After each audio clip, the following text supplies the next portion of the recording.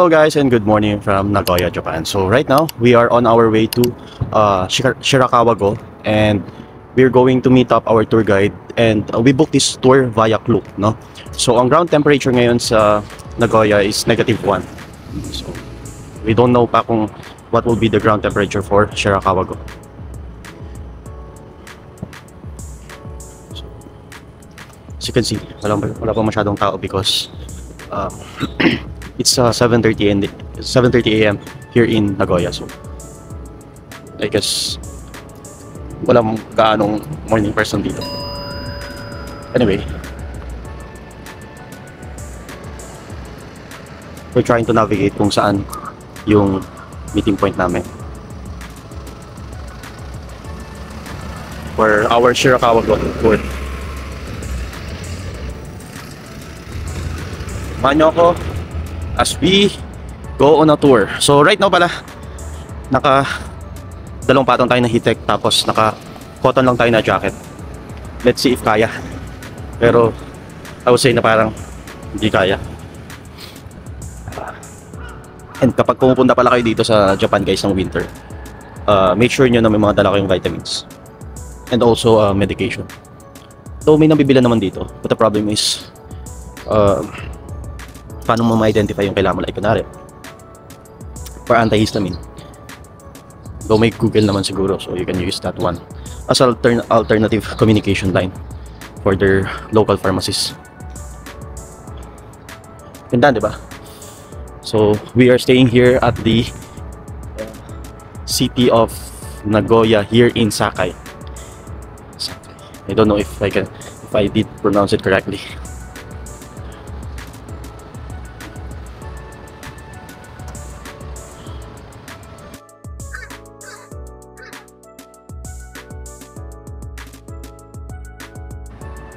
Siya nga pala, mula dito sa hotel namin sa Sakai area, magko-commute muna tayo papuntang Nagoya Station, kung saan ang meeting place namin para sa tour. Tara at sumakay na rin tayo dito sa subway. Sakai Station to Nagoya Station lang to. Mabilis lang, siguro mga around 5 to 10 minutes. Napaka-convenient talaga ng transportation system dito sa Japan. Quick tip lang guys, no? Siguraduhin nyo na naka-ready na ang IC card nyo, tulad ng Manaka o Suica, para tuloy-tuloy lang ang biyahe. At ayun na nga, nandito na rin tayo sa Nagoya Station. Hahanapin na lang natin dito yung meeting point namin para sa tour. Excited na akong makita ang snow-covered street ng Guju Hachiman at ang traditional houses ng Hida Takayama at ang postcard perfect view ng Shirakawa-go.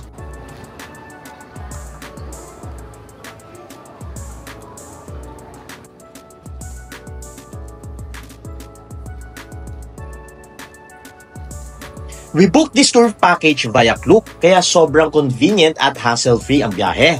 May kasama na itong round-trip bus at guided tour para sa mga key spot ng Guju Hachiman, Hida Takayama, and Shirakawa-go. Grabe guys, 1 hour before yung meet-up time ay napakadami na ng tao dito. Bakit ba naman ba hindi? Hahanapin mo pa yung tour guide nyo. Tapos may instruction sila na may hawak silang specific na flag. So ayun, better be early kasi iba-iba kayo ng tour guide at iba-iba rin naman kayo ng group tour.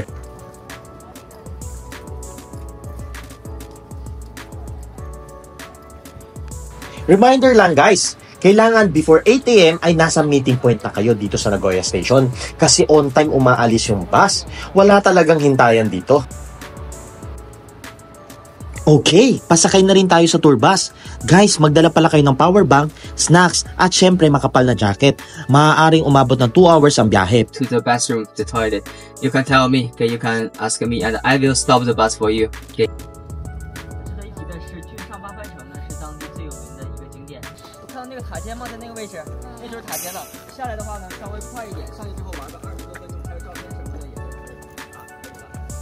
上面那个城堡可以进去买票进去，一个人好像400，我记得。 First stop natin ngayong araw ay ang Guju Hachiman. Isa ito sa mga hidden gems ng Gifu Prefecture.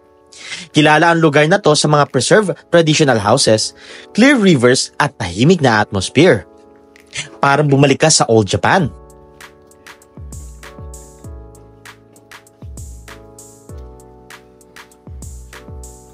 Makikita mo rin ang mga local shrines na tahimik at solemn. May mga lantern, mossy steps, at vibe na parang nag-time travel ka.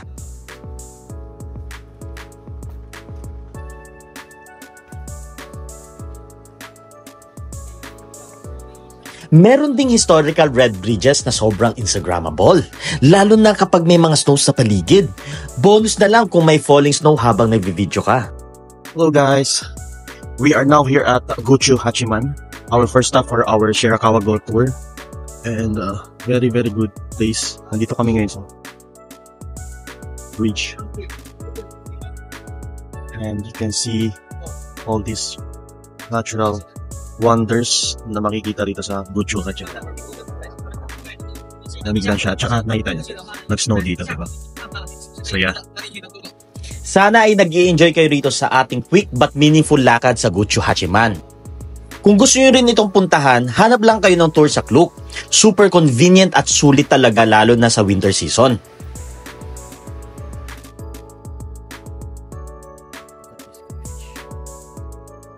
Isa sa mga highlights dito ay ang mga crystal clear canals. Seryoso, pwede mong inumin yung tubig sa sobrang linaw. Makikita mo pa rito yung mga cute na mga koi fish.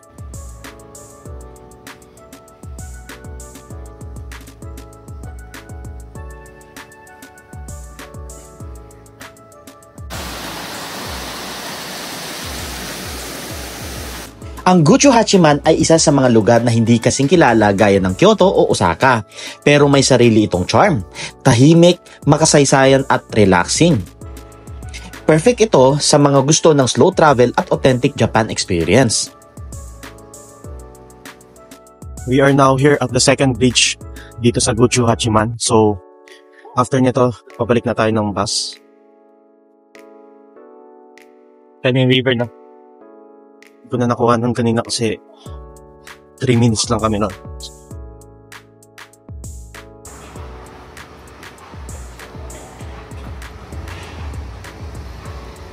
Pabalik na rin pala kami ng bus. Guys, travel tip, ingat lang sa daan kasi madulas kapag ganitong winter season. Maganda kung may anti-slipping shoes nyo.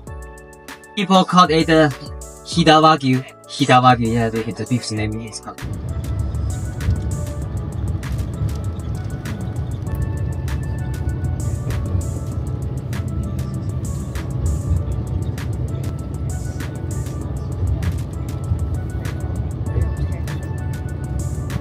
It's also delicious. They have a shop that we can try to taste all salted vegetables for free. So if you are interested in it, ask me and I. Hello guys, we are now here at our second destination for our Shirakawa Go tour, which is the Takayama Old Street. So this is there's a lot of snow on the streets, no? Even yung mga bahay dito. So dito rin tayo magla-lunch. Okay? After natin mag-lunch, mag-ikot-ikot tayo kasi may mga Instagram-worthy photo spot daw dito. So ngayon, maghanap po na kami ng mga kainin. Okay, kakarating lang natin dito sa Hida Takayama. Grabe, para kang pumasok sa ibang panahon. Ang mga bahay dito ay puro traditional wooden structures. Preserved talaga, para kang nasa Edo period. Napakatahimik at chill lang nitong lugar na to.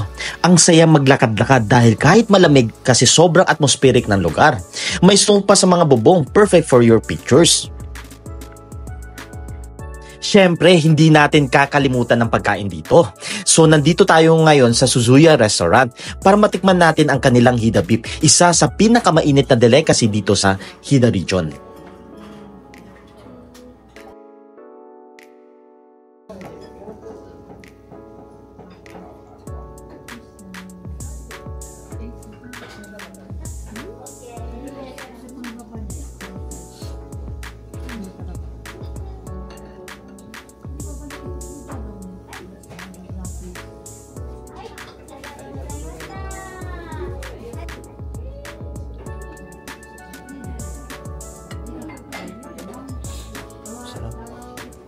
Masarap yung beef.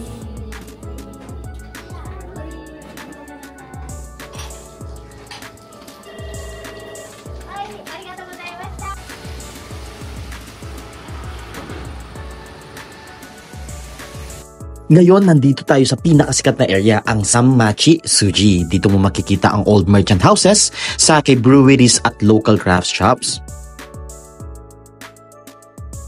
Ang daming naglalakad na turista pero hindi crowded. Ang saya lang kasi makikita mo ang pinaka-authentic charm ng lugar na to. Ang travel tip ko sa inyo guys, kapag nandito kayo sa Sanmachi Suji, maraming free taste dito sa mga shops, from pickles to miso paste. Tikim lang ng tikim, libre naman, 'di ba?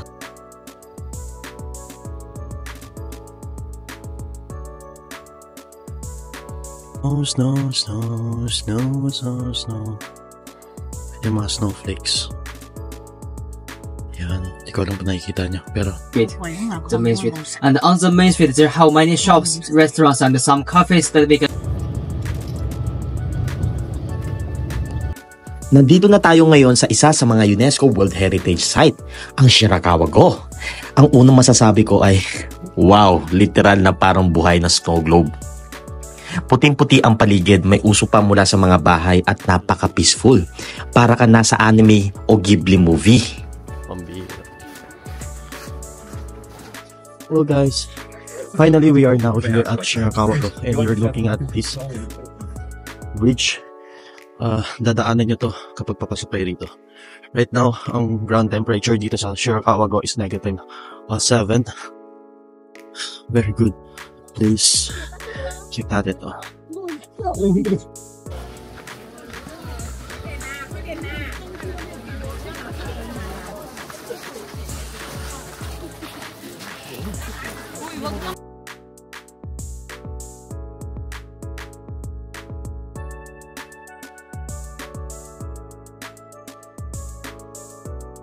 Isa sa mga iconic dito ay ang mga bahay na may Gasho Tsukiri style. Triangle-shaped roofs na design para hindi maipon ang mga snow. Ang cute tignan lalo na kapag may mga onting snowflakes na bumabagsak. Travel tip ko nga pala sa inyo guys, kapag magpupunta kayo dito sa Shirakawa-go, ito mapapansin nyo may kumpulan na nagaganap dito sa may center area ng Shirakawa-go. Nandito kasi yung mapa ng Shirakawa-go at mananavigate nyo na mabuti kung anong mga spots na pupuntahan nyo muna. Kapag winter.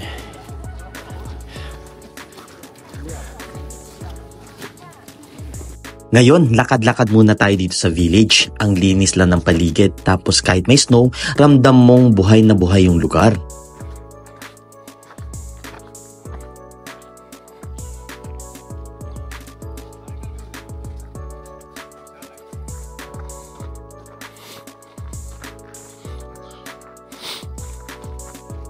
Ang pinaka-importanteng travel tip ko sa inyo guys kung magpupunta kayo rito sa Shirakawa-go ay magdala ng waterproof boots o snow grips. Madulas sa mga slope lalo na kapag makapal yung yelo.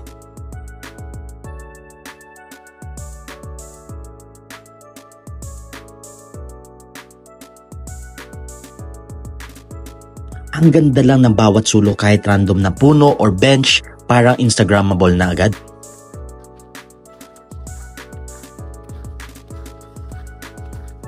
Bago tayo bumalik sa bus ay huling ikot muna tayo. Ang saya lang maglakad-lakad habang may snow, tapos maririnig mo yung mga crunch ng yelo at tili ng mga turista, so sobrang excited nila magpa-picture.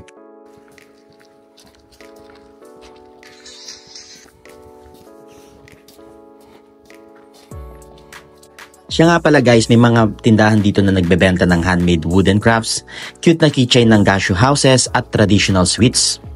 Tulad ko, bumili na rin kayo rito kasi sabi nga nila, support local. So, small item lang to pero malaking bagay sa mga local dito.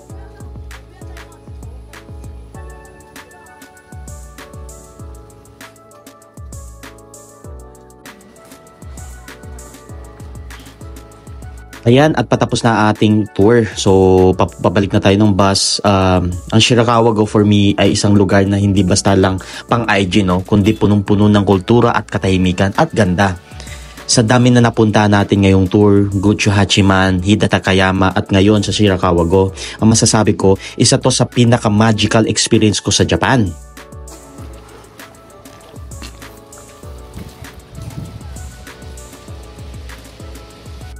Pabalik na kami sa bus.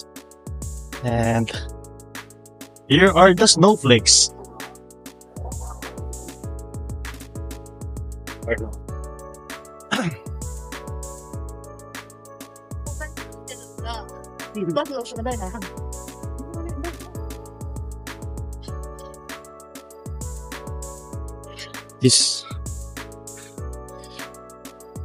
This is absolutely stunning. And kung babalik man ako sa Japan, for sure, lalo na pagka winter, I'll be back here for sure.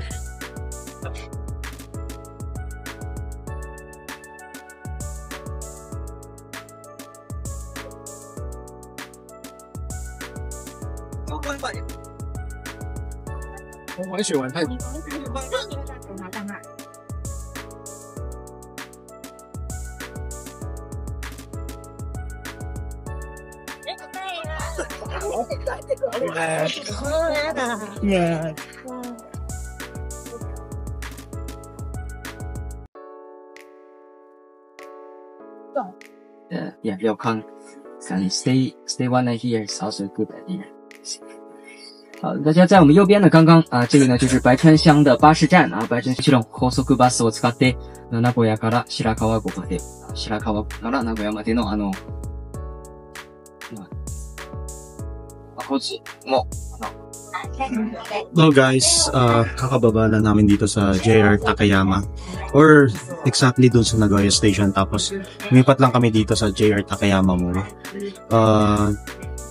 Since hindi tayo masyado nakapamili doon sa Geo malapit sa hotel namin, inabuti namin pumunta rito sa Geo branch dito sa JR Takayama. So, yun.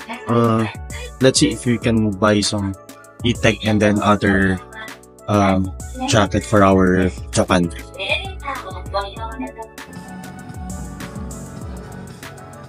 So, check natin to.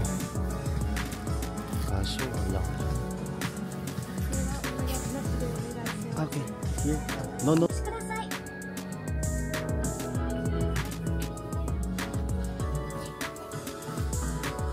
So, ito na lang kunin natin, guys. Puff jacket. Kasi dito wala na akong magustuhan eh.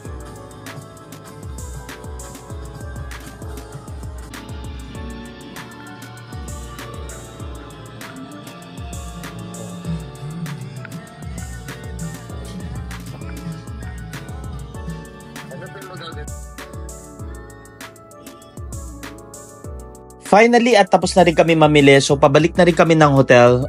If you like this video, give it a thumbs up. And don't forget to subscribe to my YouTube channel for more Nagoya and Japan travel vlog.